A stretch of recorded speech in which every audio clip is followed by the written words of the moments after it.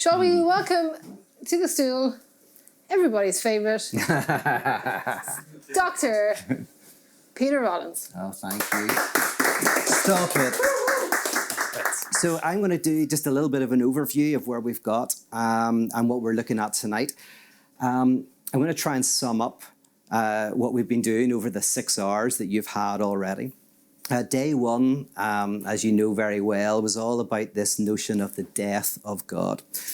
And very briefly, I described this statement as a way of saying that reality itself is divided.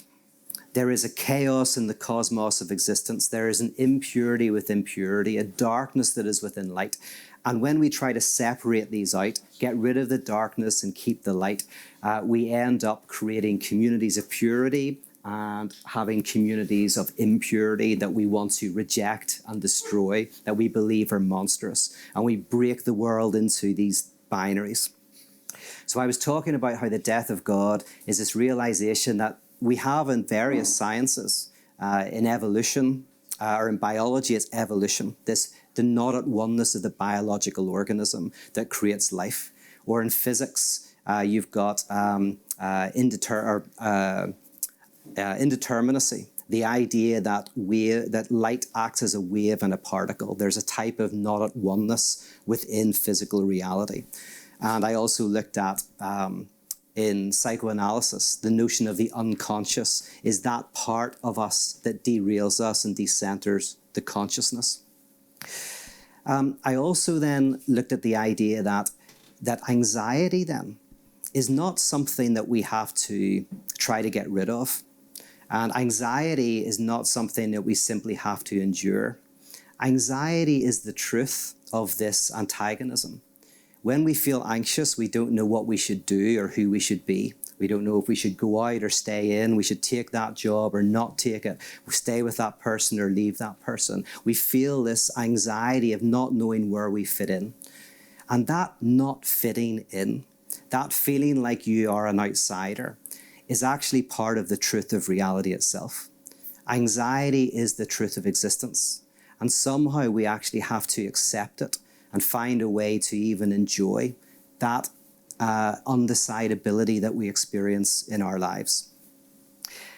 I also touched on the idea that, I don't think I said this directly, but I'm trying to say these things succinctly tonight. I took 6 hours to say them. These are the tweetable parts of it. Is that the difference between humanism and Christianity is that in humanism, people realize that God does not exist. In Christianity, God realizes that God does not exist, right? And I think I've told some of you this, but one of my very few spiritual experiences was when I was in my early 20s, and I had a dream. And in this dream, I was down a place called the Wandsworth Road, and the whole place went white. And God appeared and told me that God did not exist. And that has been something that I've been trying to work with right through from when I was probably in my early 20s to now when I'm 48, trying to work through the significance of that notion. Because what you have in Christianity at this key moment is when Christ cries out, my God, why have you forsaken me? So God experiences the loss of God, and then God dies.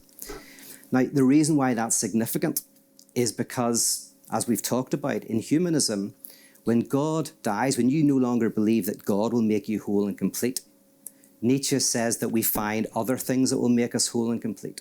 Commodity satisfaction, psychedelic enlightenment, sexual revolution, whatever it is, something that takes the place, some new thing that's going to make everything perfect, some new utopia, some new wholeness and completeness, certainty and satisfaction. And to free ourselves from this, what we need to do is somehow experience reality itself collapsing. Now, this brings us to the second night, the wake of God. I talked about how whenever someone dies, the death is a type of trauma. And we can't speak it. It's a too muchness, something that we can't put into words, that we can't describe. And a wake is an attempt to put that death into words, to put it into song, to tell stories, to remember the person who has died, to put this into a symbolic form. And in doing that, we remember the one who has died, and then there is life after death, because they live within our words and within our work. By mourning and putting that person into the symbolic, we somehow carry them on into the future. This is life after death.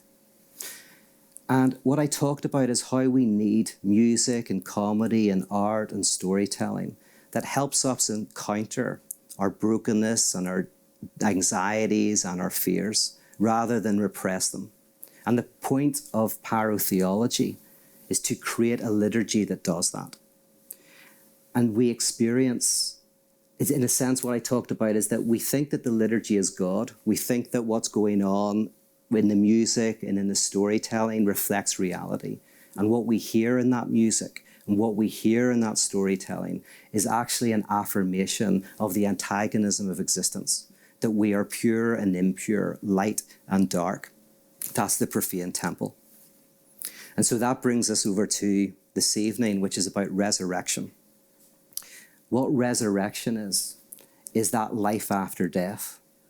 It's that point when you're able to speak the trauma of this rupture within reality.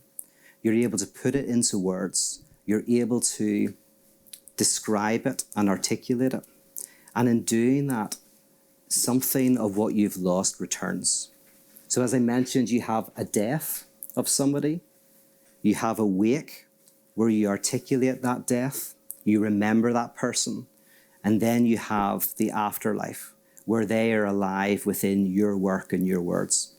In the same way, when God dies and we experience the loss of truth and beauty and justice and some ultimate answer to everything, as we're able to take that into ourselves, we discover that beauty, justice, and truth is not some object to grasp, but rather is in the work of love, is in the community of people living together, looking out for each other. God is not an object that you love, but the name of a depth dimension you encounter in the act of love itself. We become the body of God in the world. And so tonight, what I want to do is look at that resurrection, what it means to be a community where we embrace this type of brokenness that I've been talking about. We affirm it, and where we become the meaning and the beauty and truth in living together and being together.